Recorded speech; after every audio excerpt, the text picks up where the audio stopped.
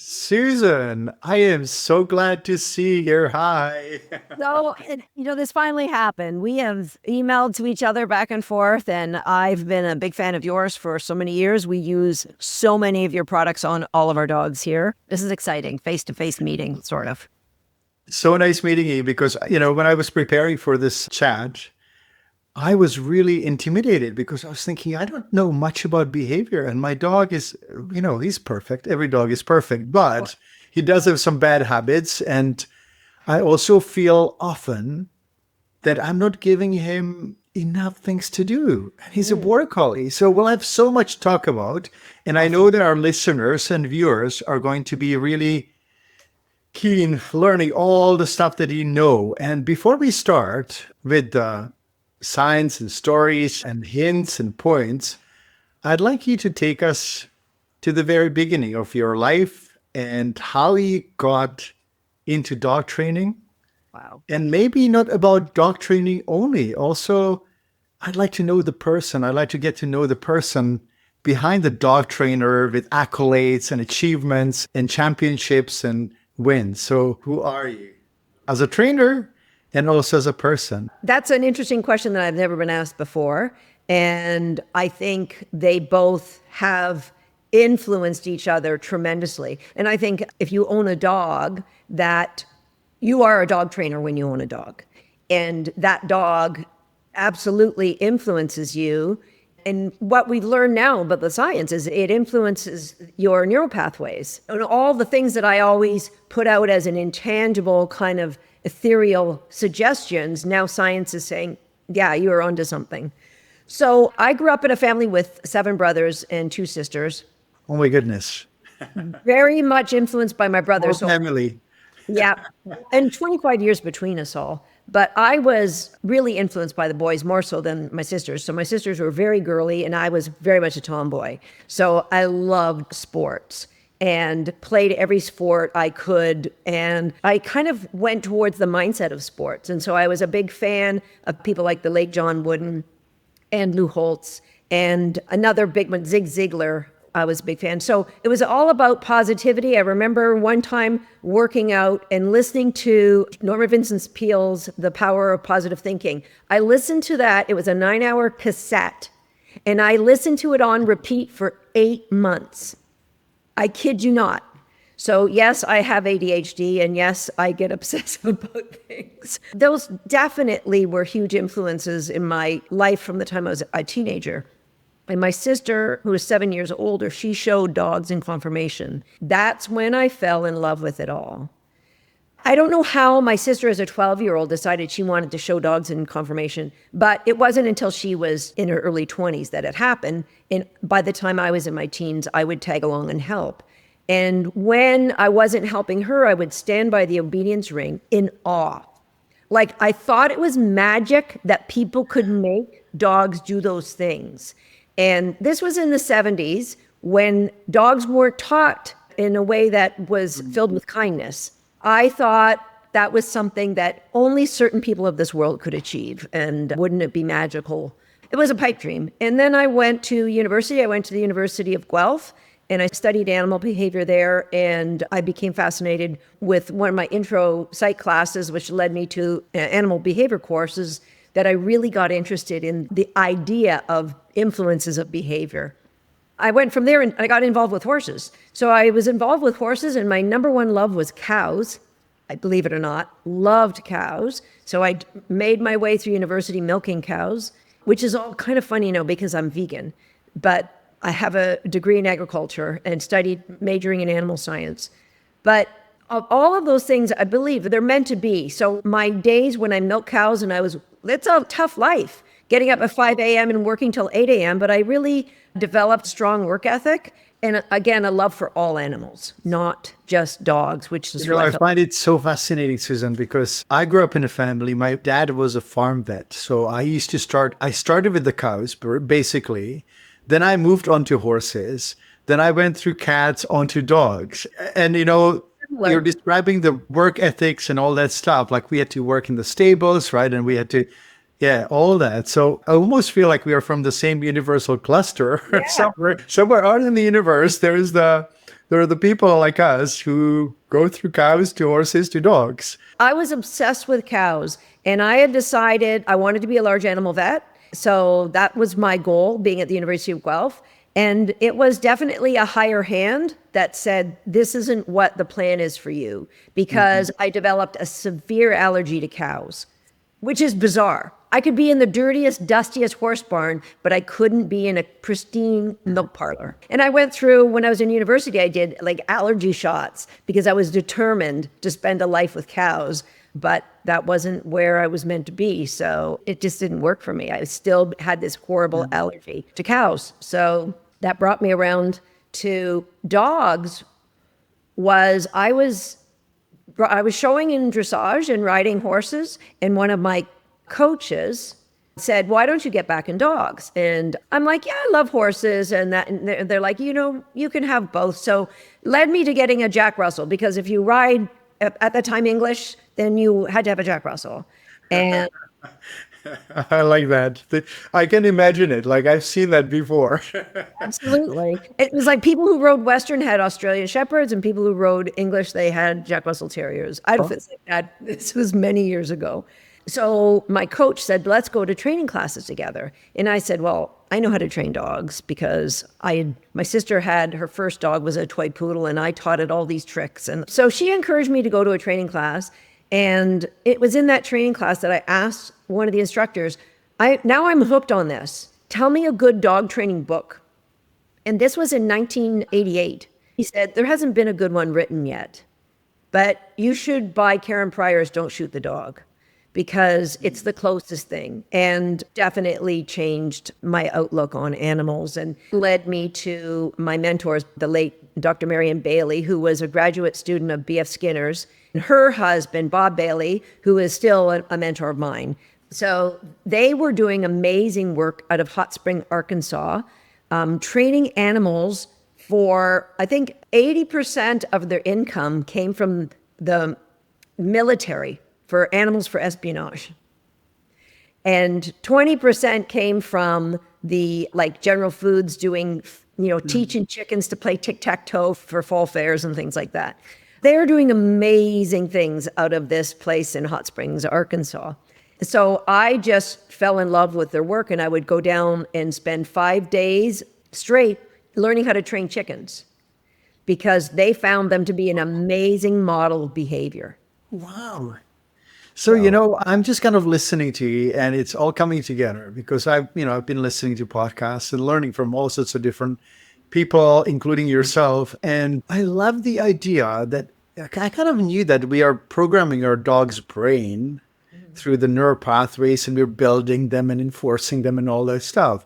But he also said that our dogs actually shape and form our neural pathways. And I can't agree with you more. And it's kind of unrelated, but I remember when I lost our late dog Sky in 2017, and there were many different habits and rituals that we had, but I kept looking over my shoulder for maybe a year to look at the back seat, and there was no dog for a year. And so, I'm going back to all sorts of different neural pathways, but, I try to actually convince my clients sometimes that, living healthy lifestyle with their dogs is actually relatively easy, that we just have to really make ourselves robotic, that we get up in the morning at 6 o'clock in the morning and we go for a walk, right? Exactly. Or something like that. But it's just it's so intriguing and interesting what you're saying. So tell me more. If you could distill, before we start about enrichment and, how to make our dogs happy and not bored, if there is one sentence you could distill your training philosophy into single sentence, what would it be and why? So the sentence that I repeat on my podcast over and over again is that our dogs are doing the best they can with the education we've given them in the environment that we've put them in. And that is an influence of the late Dr. Wayne Dyer, who used to say that about people, something very similar. Everybody you meet is doing the best they can. But recognize, if the world that owned animals adopted this belief that I have held firm to for the last, well, I've been training dogs for 30 years, but really my philosophies and my vision for dogs has changed. But in the last 20 years, I have held firm to that. And I've never been proven wrong. I believe it's not a coincidence that dog spelt backward is God. I believe that every dog is sent to us, that it is brought to help us learn lessons as humans that will help us ascend to be our highest. And I think that it's not just dogs. Like for all humans, there's a vector in our lives. For some people, it might be children or it might be their job that help us learn the lessons we are intended to learn. But I know that those lessons are available to anybody who owns a dog. But sometimes... And who also works with dogs. So you're superhuman in some way because you've had so many teachers, so many dogs that you worked with. And I agree with you about so many things. It's actually almost scary because you can go to my podcasts and my videos. I don't always say that. But one of my greatest teachers, like in the past, maybe 10, 20 years ago, was Wayne Dyer. Oh, really?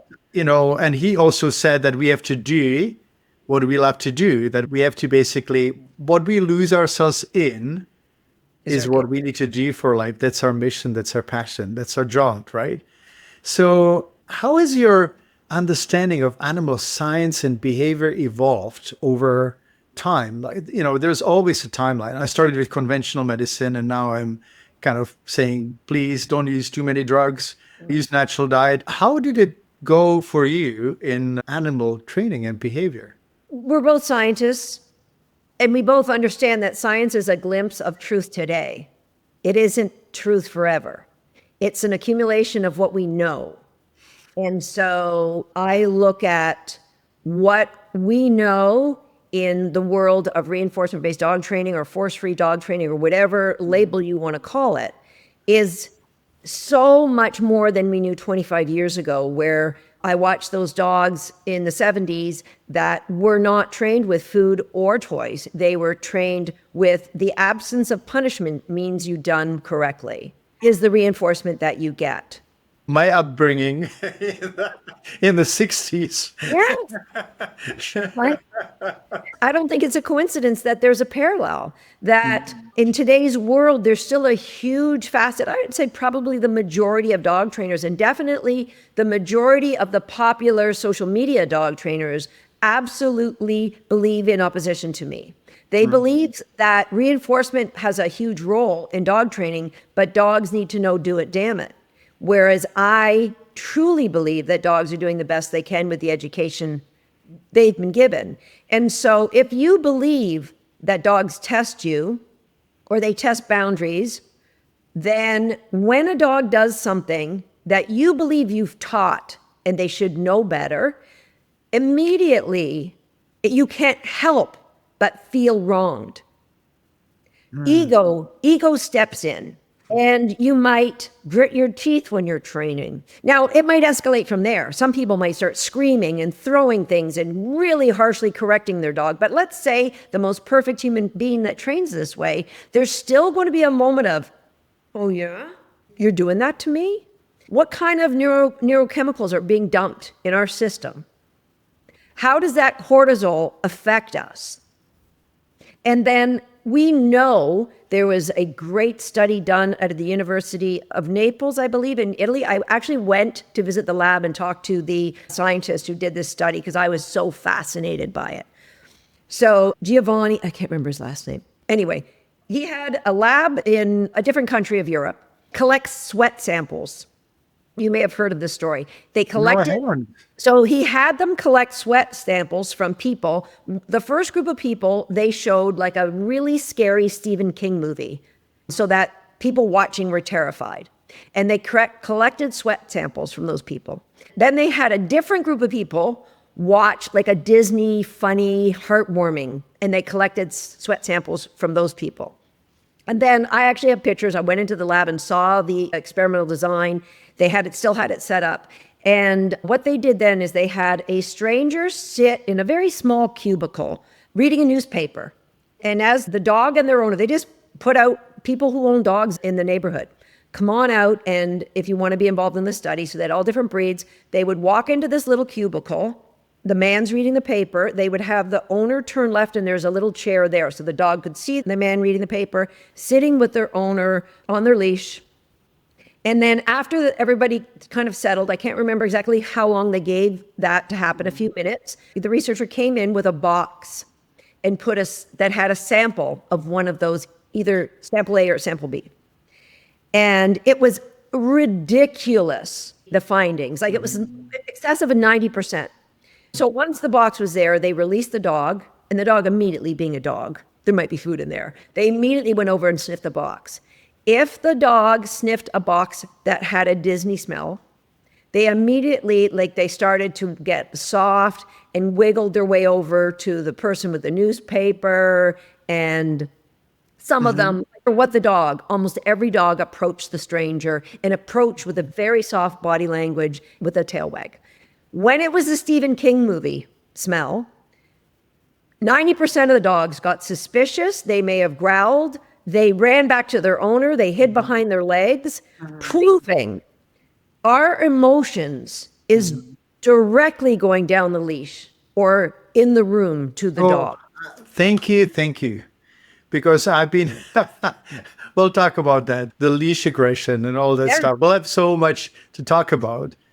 But this is really interesting and amazing. I also like the idea that you're saying, we can't really treat dogs with dominance and force. And I actually always imagine, and maybe I'm a crazy dog person, so I think you'll understand, but I always imagine being a dog and how I would feel if the human treated me that way, right? So if I see someone mistreating a dog, I try not to get too, I try to be there for a dog if he's physically abused or something on the street. So I just try to, count things down. But if people only imagined what it would be like if they were treated the same way they treat their dog, I think that half of the problem would be solved, right?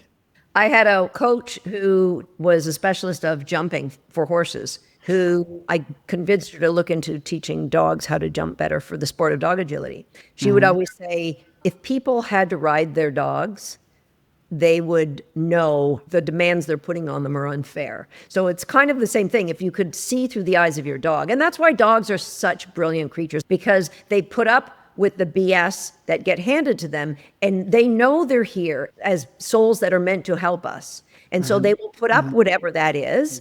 And to their great credit, like, if you really become a student of body language, they will share with you the impact of even you gritting your teeth, right? And so when you look at, if you're a trainer who believes the dog needs to know they're wrong, that they have to be blamed, you will be experiencing one set of neurochemicals on an ongoing basis. If you're a trainer like me who believes the dogs are doing the best they can with the education we've given them in the environment we've put them in, then when a dog does something that I don't expect, I get curious.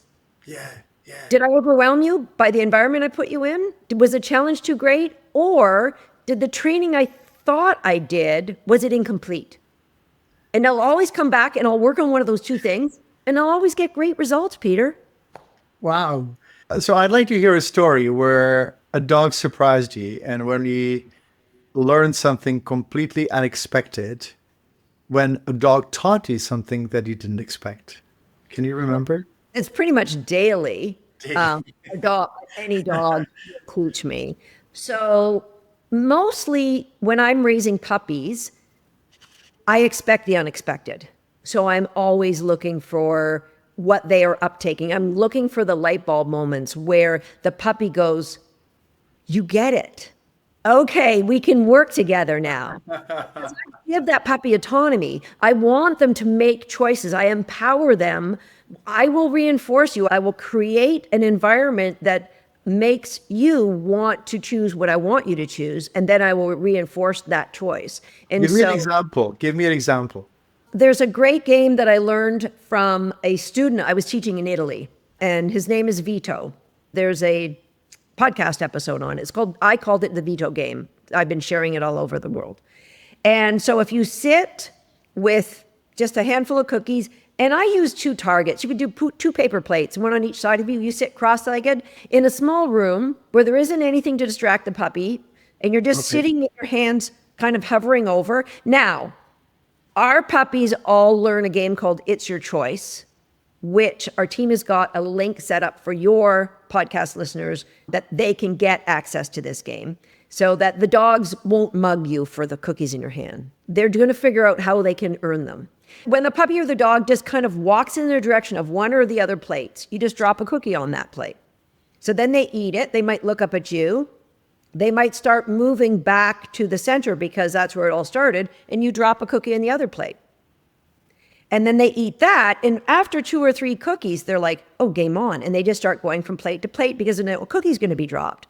Well, once they've got that pattern, you could put like a little traffic cone in between you. And then they're going around the traffic cone. Then you move it further out, and there's now a gap between you and the traffic cone. Eventually, they're going to try to go through the gap because it's faster to get to the plate. You say nothing, you do nothing, you just allow them to figure it out.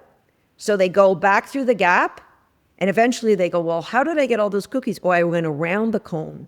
So then they go around, and you just see this little light bulb go, oh, I'm a problem solver, and she's letting me be a problem solver. Basically, you give them treats only when they go around, but when they go through, you don't give them a treat, and they solve it. Correct. However, Peter, we start it with the cone touching us, so it's impossible for them to go around. They have many repetitions of that, and then we move it out a little bit. So there's a bit of a gap they can see. And then we move it out just enough that at one point they've gone around that cone so many times before they make their first failure. Their first failure, and they don't get a cookie, and they're going to go, that, and they'll probably go through the gap one more time, and they still don't get a cookie, and they go, okay. And they'll go back to what they did previously, which was go around the cone. Wow.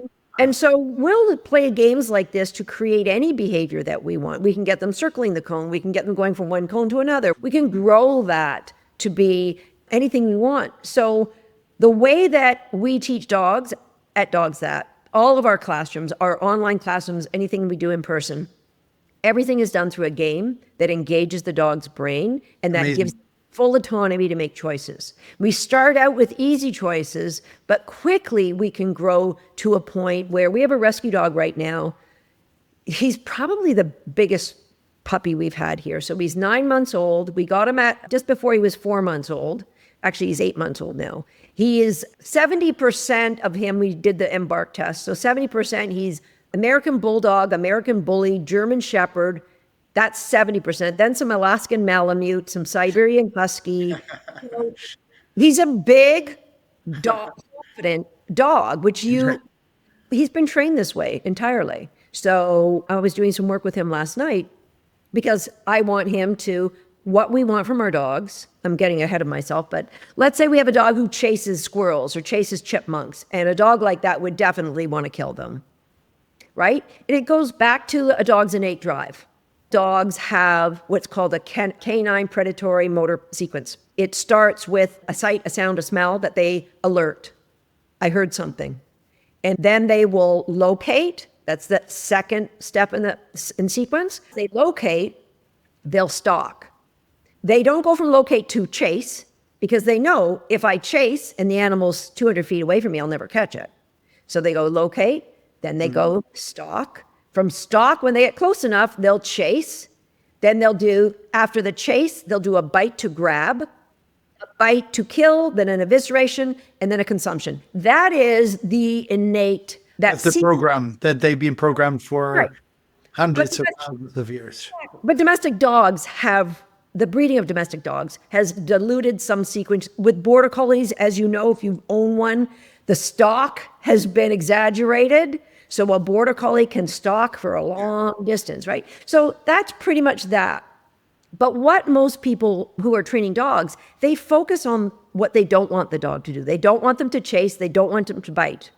And so they believe that those of us who train in a positive way, a reinforcement-based system, have no way that we could stop that dog. But we, as scientists, know that when a dog is in that sequencing, they're not in their thoughtful brain. So learning can't happen when you're in over-arousal. And so we would never try to take a dog who is in the middle of that predatory cycle and say, you must stop. we would do, and this is what I was working on with this puppy last night, when you alert, and then oftentimes that alert and sight, those two things happen simultaneously. What we do is we work on alert, redirect back to us, or alert, find it, then redirect back to us. Yes. So that we break that cycle, and it's hugely valuable for them to break that cycle. We play a lot of games after they break the cycle. So I met with my Jack Russell Terriers who were like, they won national championships of go to ground. They all were ratters.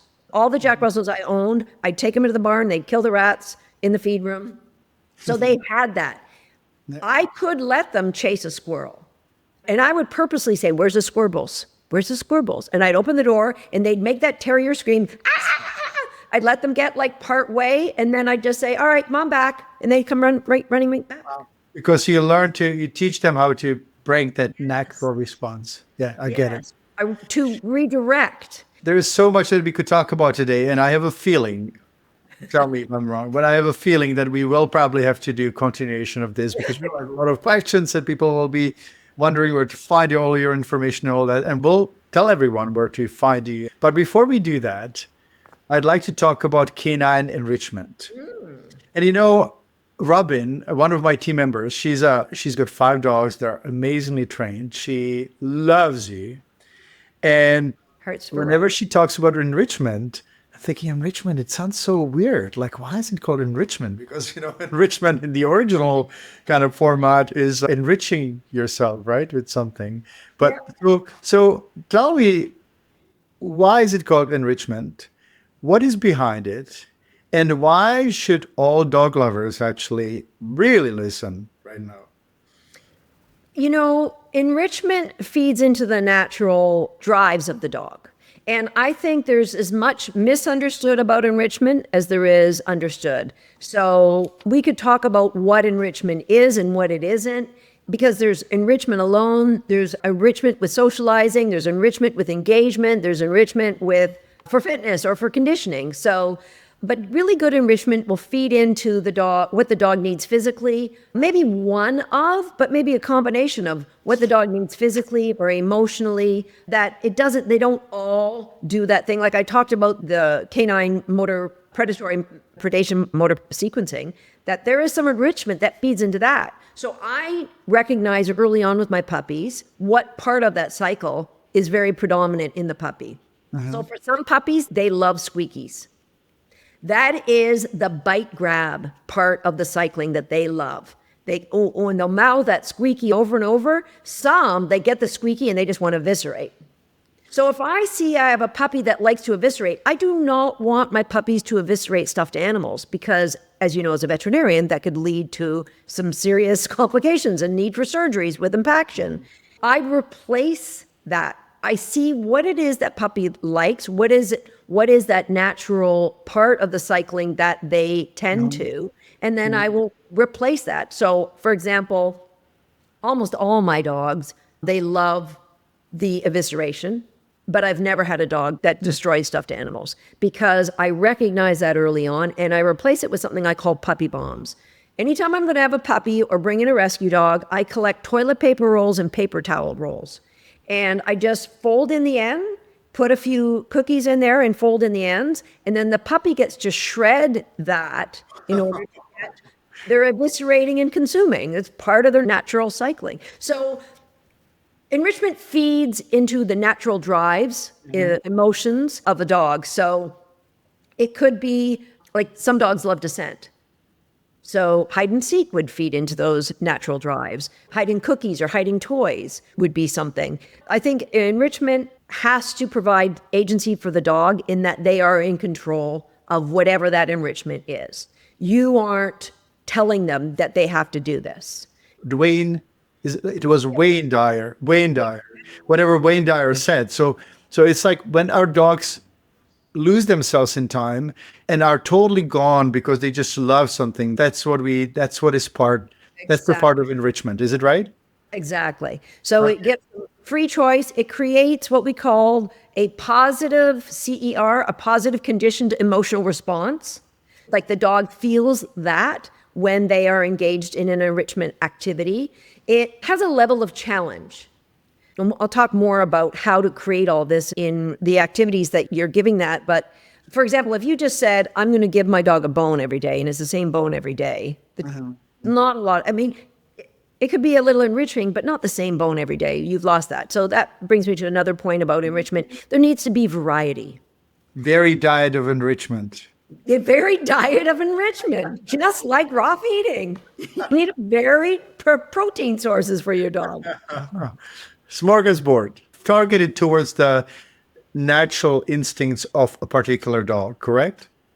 Natural instincts of the dog that it feeds, that either they're physical, they're social, like you're feeding into what fills that dog up. And it doesn't need to take a lot of time. It doesn't need to take a lot of effort. Like, for example, most people have a lot of toys for their dogs, and they'll have like an overstuffed toy box. Well, if you want to provide more enrichment to your dog, you're going to figure out what are their favorite toys. And you might cycle in those favorite toys so that they're new and unique again. So you might have one instead of like 1,000 of them out there, because 1,000 is just monotony now. Oh, they're always there. I don't really care. But if they Too always much. have Too to their much. favorite, and then you take away the favorite and add a new favorite. Where's that monkey been? I haven't seen him.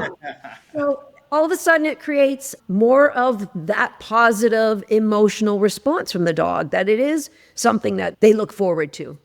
So that's really, I would say, it was a long description of what enrichment is. But Lovely description. It's basically whatever your dog loves to do, create a safe, healthy form of it. Yep. And vary it in different formats and so on. Now, I'm going to ask you a question. So I wonder whether you can give me some advice about that. Practical example. So Pax loves to chase when I move things quickly, like he's super fast.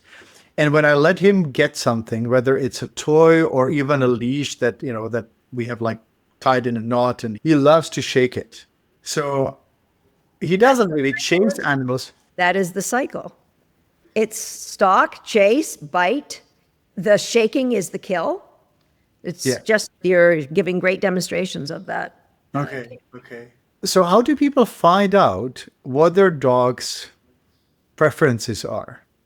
Well, just by observing the way their dog interacts with their environment and with other toys. So, and knowing the breed, but not all dogs are going to be, like not all border collies are going to be the same. So I've had some border collies that love squeakies. I've had others that could care less, those dogs. And I would say generally the things that we would use for enrichment, they don't need to be breed specific or dog specific, but there are things that we really want to touch the soul of our dog, is check out what part of the cycling. So for a dog that, like your dog that loves chase, a flirt pole would be an amazing activity for them to be involved with.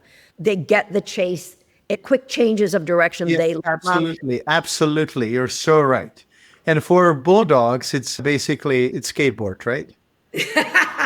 That's a great enrichment. Absolutely is enrichment. And I don't really understand how they could be so fantastic. Like, can you explain it to me? Like they seem like they behave like teenagers. They're cool.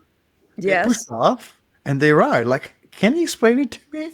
I think generally, I mean, we have Tater Salad, who is 50% bulldog, and he likes to shortcut anything. I mean, he loves to be active, but if there is a easy way to do it, so if riding was an option, he would totally be riding. Oh, cool. Because they're short legs, right? They're not really built for movement. So they like to ride. He would be driving a sports car, right? Like if they could. Totally be driving. So we share a property line with a golf course. So Tater Salad came to us when he was 15 months old. He had done everything a dog could have done wrong in a household. He destroyed 3 couches. Mm-hmm. He couldn't be walked because he chased people and animals, and he would bite you if you tried to cut his nail. He didn't want to do. So if he got away from you, he beelined it to the golf course, and he would just jump on a golf cart. Take me somewhere, I don't care. He just wanted to go for a ride. Mm-hmm. And of course, the golfers would be like, it's okay, we love dogs. And he loved people. But yeah, bulldogs, I think, like Easy Street, for sure. They are such characters. Definitely different. Okay. So I feel probably similar to you right now because I'm just so excited about this conversation. So how does behavior like anxiety or some sort of frustration, destructive behavior, how can enrichment be actually part of the solution? Well, I said before we get to that, Peter, I want to make it really clear about some of the things that enrichment are not. Okay, okay, great. Anything that is dangerous to a dog, you can't consider that enrichment. So, one of the things that is popular with pet people, which is horrific in my mind, is getting a dog to chase a laser pointer. Oh my goodness. Yeah, absolutely. Yeah, that could be enriching, but it's so dangerous, please. So dangerous for the eyes. And even I think that dogs become, when they become so frenetic and kind of hyper, people think that when they make their dogs busy, like machines, that that's exercise or that'll calm them down, but it'll make the opposite, right? Absolutely. And so when they're chasing something that can never be caught, you're actually creating more anxiety. Something like that, what happens is you'll notice someday the sunlight will catch your Apple Watch. And the dog will suddenly start getting crazy about that shadow. And then you have shadow chasers, and it just can snowball into horrific, damaging OCD behaviors. So, laser pointers, definitely not one. Anything that can be, like, I wouldn't use like a squeaky toy or enrichment, even some of the food puzzles, which I love, Oldiston's food puzzles. But I would not leave a puppy unsupervised, like, I'm not leaving the house with any of them that can break apart, that they can chew and swallow and have a problem with. So squeaky toys that the animal could swallow. And so unsupervised is too much of a dangerous. I think also passive entertainment is not a form of enrichment. So people putting on the TV for their dog or a radio. Yeah, there's a role in that for white noise, but it's not enrichment. Please don't call it enrichment. Well, I experienced something this morning. I was coming from the gym on a tram, on the streetcar. I'm in Prague, and public transit actually works. And dogs are allowed. That's fantastic. But I was actually on the transit, and there were like 30 school kids. And I took a picture because all of them were on the phone. So I think that we are trying to sometimes take a shortcut to give kids iPads or phones to entertain them. And with dogs, the same, right? So you wouldn't turn on TV when you're leaving home. You would exercise your dog, enrich your life, and then leave, right? Like if you need to leave them behind. Exactly. Likewise, you wouldn't want enrichment activities to be too overwhelming or overstimulating. Like taking a dog to a dog park is too overwhelming, or Yeah. Oh, I'm so glad you're saying that. I'm so glad you're saying that. or unstructured puppy daycare. Oh my goodness. I took my dog, Sky, to a daycare only once when we were moving in 2002. And I remember it as if it was yesterday because I remember coming back and he sat in the corner and he looked at me and he said, "What did you do to me?"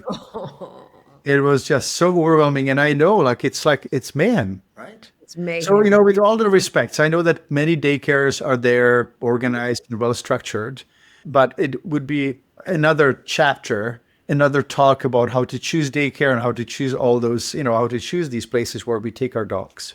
I had inadvertently created a shadow chaser because we had butterflies on our property.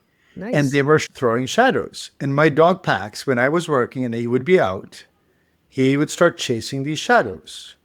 And he's better than he used to be, but I shouldn't have let him be there, right, on his own.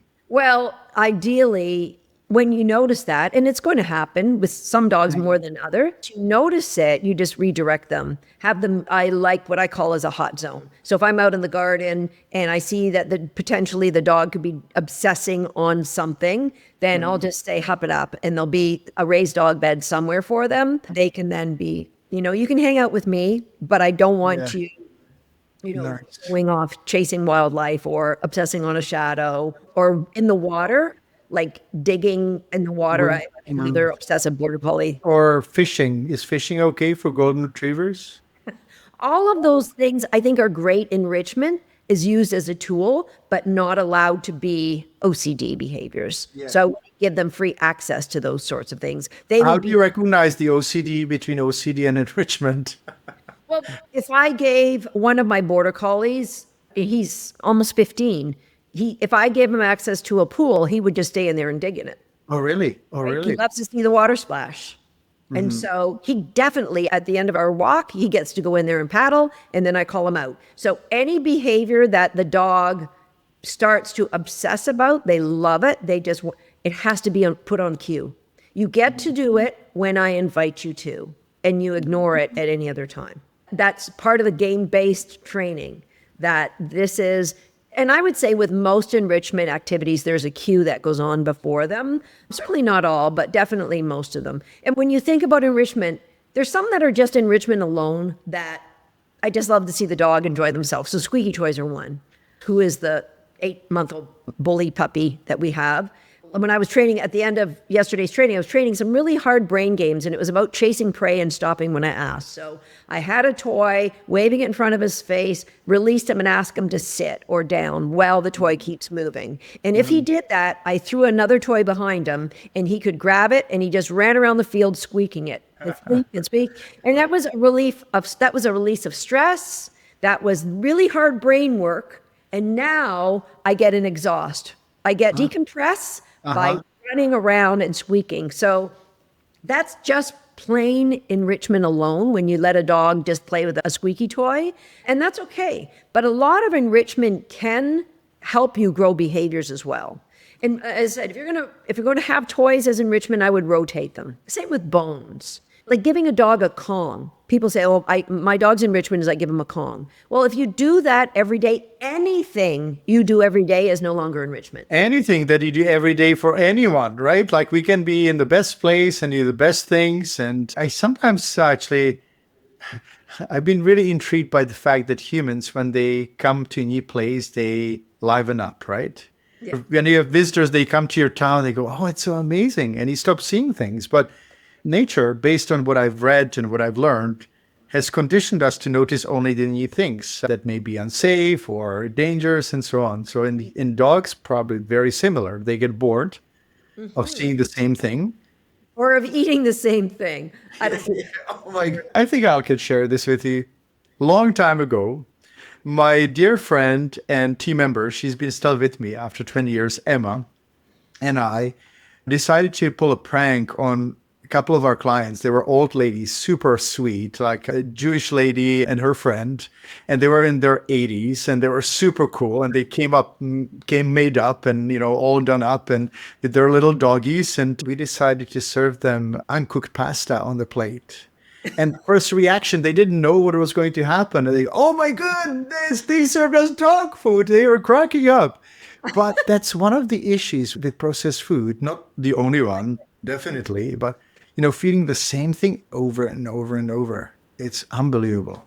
I just had a discussion with a very high-level trainer from Europe. 2 weeks ago, I was over there, and I saw that her dog did not have the tolerance for exercise that my dog did. I knew her dog was super fit, so I asked her what she fed. And, I always feed all my dogs this kibble and only this protein source and that. And I'm like, okay, well, we won't go into why I think you should raw feed, but you definitely shouldn't feed. It was lamb. And I'm like, lamb is the protein source you go to if you have a problem. If you use it as the routine, you've got nothing to go to if you have a problem. Plus, lamb is such a hot meat with a border collie that's so high energy and high drive. That is a big reason why they have no tolerance for exercise. So that is the side. They overeat. Yeah. We'll go back to enrichment, but one thing comes to mind. When you have people who are well-intended but stubborn or not open-minded, what do you do? Because you're training people, not dogs, right? Like in your business, in your research, like you're basically trying to figure out how to train people so dogs can have good life. How do you deal with resistance? So being a person who's been a based eater for more than 20 years, I see what didn't work. And that when vegans are trying to convince meat eaters not to eat meat, they are so rude. They tell people they're murderers. They tell them they're, and again, how does that fill you? So this is so controversial in the dog space because I believe if you're a reinforcement-based dog trainer, people should be able to see that by the actions and the way you treat other people. And that includes people that are doing things that you morally object to. You're going to drive yourself insane if you try to control things that are out of your control. So all that I can do is hope to inspire a level, and that may lead to on a bigger level. By blaming and pointing fingers and being disappointed, and that I don't believe that's going to help anyone. So when people are doing things, it's like, okay, what can I do? If you're a person who eats meat 3 times a day, I'm going to give you some I make the best smoothies, the best nutritious, healthy smoothies, and you will want to have this for breakfast. So I've eliminated 1 meal of meat for you. And the same with dogs. I can help you just make one adjustment. And it's by leading by example, Peter. So I've got actually a reel I just did yesterday. We have a crazy food prep process here for the dogs that is ridiculous. I know it's over the top. So I went and videoed it yesterday. I've got a reel that I'm going to post on social media. So I don't expect people to do what I do. I am crazy obsessed with the health of my dogs. But if you would just add some blueberries and whatever vegetable you're eating tonight, put it in with your dog's regular meal. Like, that's the first step. That's the small win. And it's the same true with whatever you're dealing with as dog behavior that has got you so frustrated. If I can help make an improvement by helping you becoming more reinforcing to your dog, the emotions that you're feeling, the anxiety about your dog's behavior is going to your dog. Just take a deep breath and say, what can I control? You can't control your dog's behavior. I don't care what any dog trainer tells you. None of us are in control of any other being. We can just pretend to control with some tools, or we can inspire teamwork. And that's what I would want for this. I find it exactly as you're saying, people who are pushy and try to convince others that they're wrong and the others are wrong and they're right. It never works, right? I kind of observe the level of resistance when someone is too pushy with me, but then I love to learn and love to be open and just kind of learning from others and just learning from those people who inspire me. And, I'm just kind of so enjoying this conversation that I have a feeling that we'll go over time. I'm not sure how much time you have, but I have a few other questions about enrichment. Are there common mistakes that people make? Like, if you could kind of say, don't do A, B, C, D, E, F, G, and so on. I think that what you could really do to benefit yourself and your dog is know what you're doing in that. There's a lot of things that you could do for enrichment, but doing enrichment for the sake of just giving your dog a little more emotional enjoyment in their life today. But there's also doing enrichment that is actually engagement. So things like training games, a game of hide and seek, where you ask your dog to sit, you go hide in the other room and then give them a release cue, make a goofy noise so they try and find you. Like, that's just something that is engaging with you, but it's still enriching. Anything that we do in any of our programs, so our online programs, all we do is teach different games for people that are strategic and have a reason. Like, either they're teaching you how to get a good retrieve or to get a good recall, or so that is both enriching and engaging. You could have enrichment that is also social. So it could be the enrichment of taking your dog to a cafe, or to like a pet store, but a pet store can be very overwhelming for some dogs. I find my Border Collie puppies, when I go to a pet store, I have to be very careful of when I go near the bones that have that smell on them. So I avoid that aisle when I see them with my Border Collie puppies because they're very sensitive about that. So here in Canada, every Canadian Tire welcomes dogs. It's a great place to go. Home Depot as well. Home Depot, I think, allows dogs. Not all of them. So you have to check with that. A lot of the big box hardware stores do, but a lot of, like in our area, they do not. But I know all the Canadian Tires, it's a policy that they have. So and no matter where you're listening, I know your listeners are worldwide. I'm sure, especially if your European listeners are like, we bring our dogs anywhere. What's the big deal? Yes. So blessed, right? That's awesome. So that's enrichment for socializing. Socializing isn't a free-for-all. It isn't every person you pass, you get to visit. Because then you get a dog who is hypersocial. And that's a problem. Then they have anxiety when they see a person because they think they have to meet them. Puppy plays going to a training class, and it's socialization. So there's also like enrichment that can be fitness. Teaching a dog to dig, having a digging pit in your backyard. That can be enrichment. That is fitness for your dog. The same can be said with the little kiddie pools with water in it, or some people like to do a ball pit, where they jump in and out of the big thing of balls. So that can be enrichment, and it can be a little bit of fitness as well.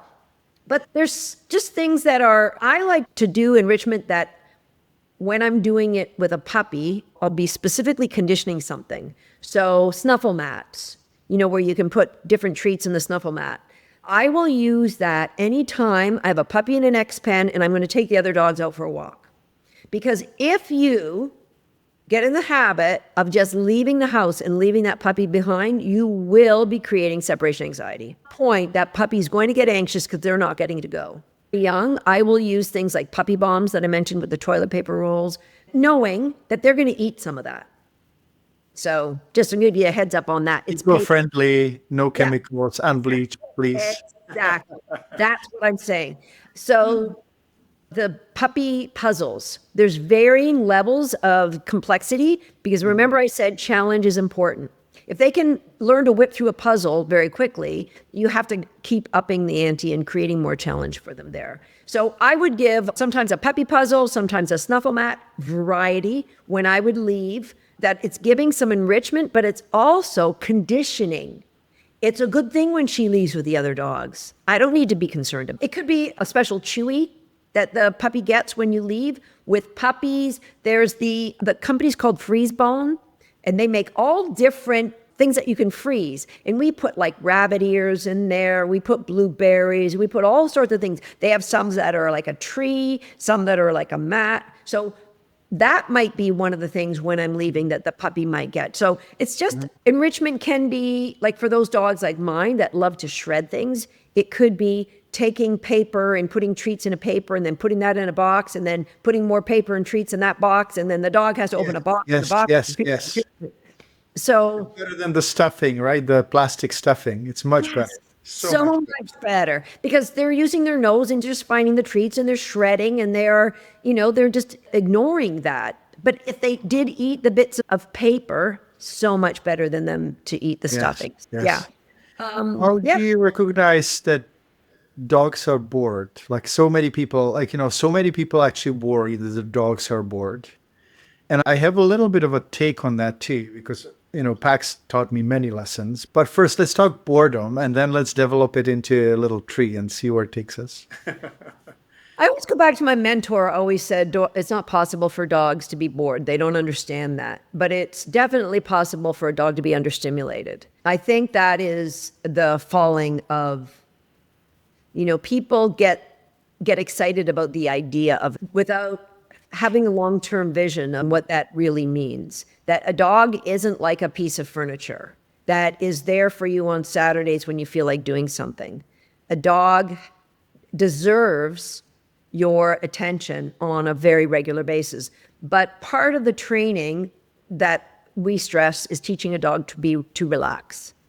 That if you don't... Routine, right? Routine and so on. Routine. So like what I just said, when I leave the house with the other dogs to walk, that puppy will play their game and then they'll go to sleep. So they're learning to relax on their own. And then we intentionally do a cooperative relaxation protocol where it's great for the dogs when they go to the veterinarian. So that it's great when we want to cut. I don't have a dog in my house that doesn't love having their nails cut, because we've taught it cooperatively, where the dog is in a relaxed state and they say, okay, I'd like my pedicure now. But no dogs are born loving getting their nails cut. They all hate it. Absolutely. So that is part of ice cream and then trim the nails, right? Right, but that's never teaching. I'm just kidding. I'm just joking. You've seen the people on YouTube that put like the peanut butter on their foreheads. And that is like part of enrichment that people do is they think they're enriching, but they're just distracting. We want to teach a cued relaxation so that any one of my dogs, actually, there's one here. He's just curled up in the corner. He's a 20-month-old who, you're talking? He's just been curled up in his bed this whole time. We've been now talking for over an hour. He's not left that bed. So That's a great gift you can give to your dogs, that you don't need to be entertaining them every moment that you are home. They understand, because there'll be times when you've got work to do. And if you've not taught this, they're going to be following you around the house. Yes. You're going to get frustrated with it. And you know, I've seen some amazing, kind people actually trying to do everything for their dogs, and they would actually spend virtually the whole day throwing the ball. And I think that this is not right. No. How do you correct that kind of behavior in a human and a dog? Well, they think that the problem for some people, they'll do it because they've heard, if I exercise my dog more, they won't be destructive or they won't bark as much. And what will actually happen is your dog will get more fit and they'll just have more energy to be destructive and Hyperactive as well, kind of. exactly. Yeah. So Like playing computer days all day long, right? They become a little fidgety. Like I've seen that with border collies. Border collies especially need to know how to rest. When I saw them in the UK, in England, they would basically work and then they would rest. But I saw 25 years ago, I had this new client coming in and his border collie basically was dying of exhaustion. And I asked the owner what the dog was doing. She's chasing the ball with the kids all day long in front of the house. And so she stopped eating. She started running fever and she was treated locally. Nobody could figure out what's going on. But I had a border collie, so I knew exactly what was going on. And it was really interesting. dogs need to learn how to rest. So this puppy of mine, probably one of the highest drive puppies that I've ever had. And he's a border collie.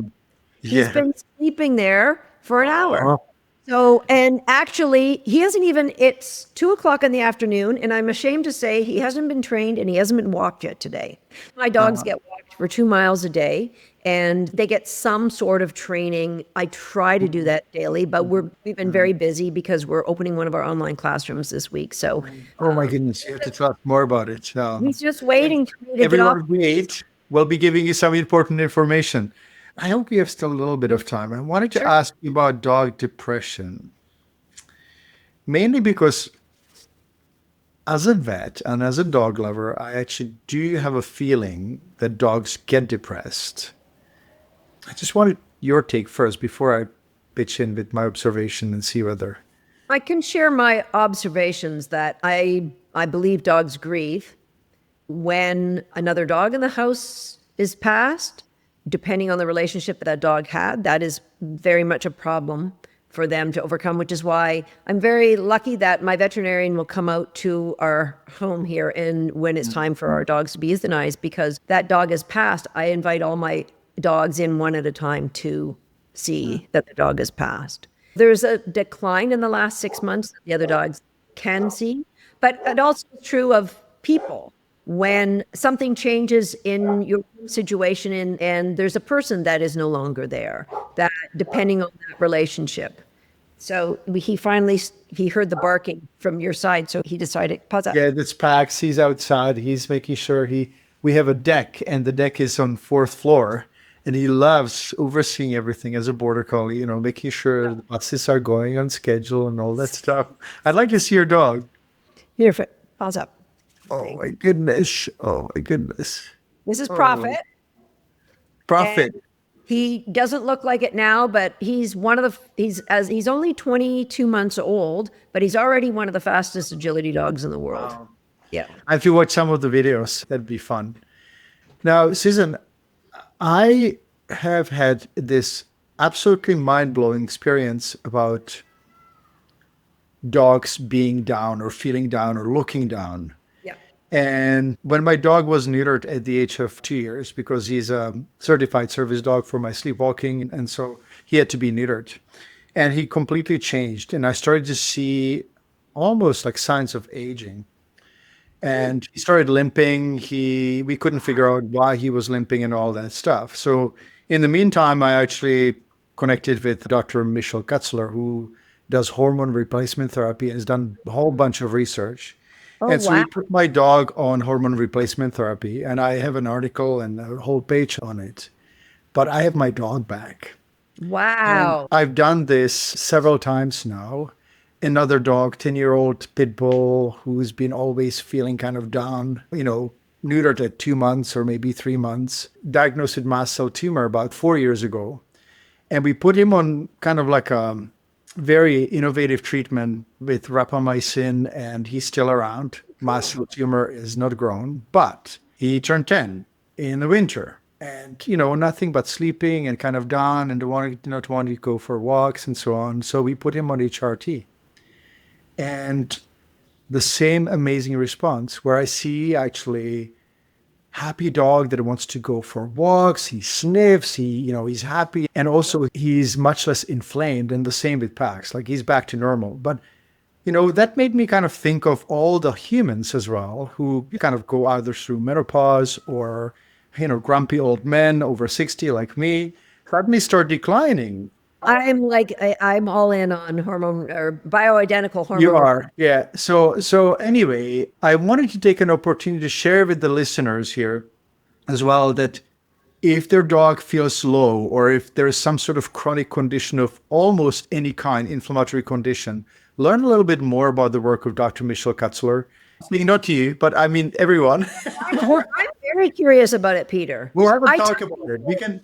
One of the first things, which won't be your case, but one of the first things I tell people when they tell me that is nutrition. So it's either what with my own dog, I found that it was the protein levels were way too high. In most commercial raw food, the protein level are just way too high. And we can do a whole podcast on that because I would love to. It would be so interesting. But I've been in practice for over almost 40 years, actually, 38 or 37. And this has been the most profound, mind-blowing kind of discovery that chronic disease is related to, of course, hormonal health, right? Hormones are the force that powers the whole metabolism. They're the substances that are super powerful. And we kind of thought, okay, it's going to be like just for reproduction and it's fine, but it is not fine. And it's been such a mind-opening and eye-opening experience. I think it's one of the greatest discoveries. I'm very grateful to the researchers who've done that. And so now we actually recommend hormone-sparing sterilization and leaving male dogs. But how do you recommend that? Because the research that I've read, because I have a 10-year-old female, like I don't spay or neuter my dogs, but at some age, there is a concern. And so I have a 10-year-old that maybe you should be considering it. But if you go with the spay that is the ovary sparing, then the ovaries will give out the signals to release, like there's nothing to trigger from their brain to stop the release of those hormones. So the estrogens will be there, but we now know that estrogens themselves are actually not necessarily, like if you're thinking cancer or something like that. There is a 25% chance of pyometra, pussy inflammation of the uterus. Yeah. We do recommend, and I know that you know that, but I'm just kind of repeating for everyone else who's listening.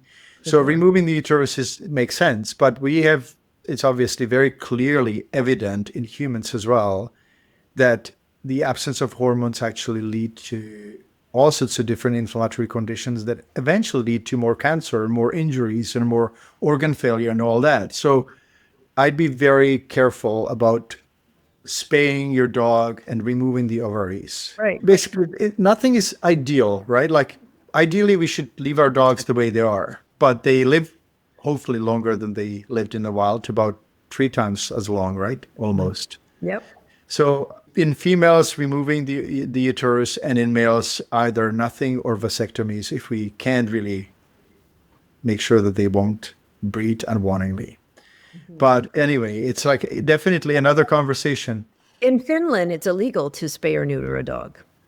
Yeah. And I so love that you go to Europe because you understand what a different world it is. And if there is one thing that I'd like to do with you as well is to just kind of gradually, slowly shift and change the perception in the US and Canada about where dogs are allowed and that they're so important and that the governments will pay less money for healthcare, of human healthcare, and our society will be so much better. Yeah, so much better. Agree. Oh my goodness. Is there anything else that you'd like to add? As somebody with ADHD, I love that we've jumped around and covered so many things. It's been amazing. We talked about how somebody can make sure, like, enrichment doesn't take the place of training. Just be sure that would be the bottom line. I want the take-home message that enrichment can help your training. That's enrichment with engagement. But enrichment should serve different purposes. It should serve the physical needs, the emotional needs, the mental needs, the social needs of the dog. But enrichment, when you're using it as part of your training, that's when it all comes together. And there's just so many different tools, and you don't even have to spend a lot of money. Get some toilet paper rolls. I have a feeling that you've talked about ADHD a little bit, and I have a feeling that the term ADHD has been invented by mediocre people to put down the ones with the talent, because I'm sure that Da Vinci and Tesla and Einstein and all those people would be actually labeled these days. And I just so enjoyed this conversation because you're full of energy. And, when Robin arranged this conversation with you, and I was just so excited, and I couldn't wait. She said, you'll be fine. You'll have such a good time. And this is exactly what's been happening. So I feel like I have a new friend now. Absolutely. What I'd like to say is the world is better because of dogs, but the world is also much better because of people like you, because you love what you do and you make our life so much easier, and you actually help us to shed the guilt that we're not giving our dogs what they need and make us understand it better. So where can people find you? Where can they see your videos and take your courses and learn how to be the best dog lovers ever? Thank you for that. That was beautiful, Peter. First of all, I want your listeners to have a free resource. So what we've done, our website is DogsThat, DOGSTHAT, dogsthat.com. And if you go to dogsthat.com/Peter, it'll take you right now to opportunity to get the It's Your Choice game that I talked about. That's 100% free.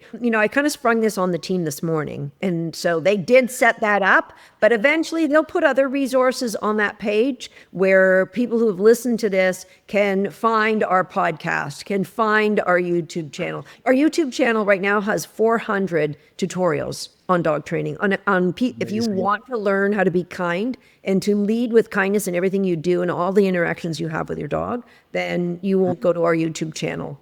And in the YouTube channel, the team has got things so well organized. So there's playlists. So if you've got a new puppy, if you have a reactive dog, if you have a dog that's fearful, or, there's a playlist for just about everything you can think of, which, again, it's all free. And we've been doing online classes. Our first one we did in 2009. So we've been pretty ahead of the curve. And we've had hundreds of thousands of people go through we do a free online classroom for anybody. I don't want money to be a barrier to learn how to treat your dog with kindness. So every year we have this classroom, but when that classroom is done, and then we focus our attention on our students that are in our online classrooms, we still have this YouTube channel that we fill with free information for people that I know. For example, we had a student who had 3 Dalmatians, one of which was deaf. She'd been a dog owner, a dog lover, and she'd done things with her Dalmatian. She said for over 40 years, her and her husband have had Dalmatians. And she wrote me when one of our podcasts came out on how to get your puppy to sleep through the night.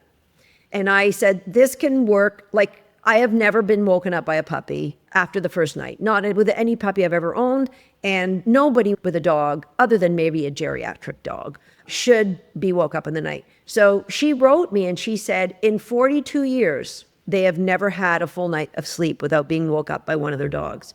After a week of doing the protocol that I suggested, she said, we sleep every night now.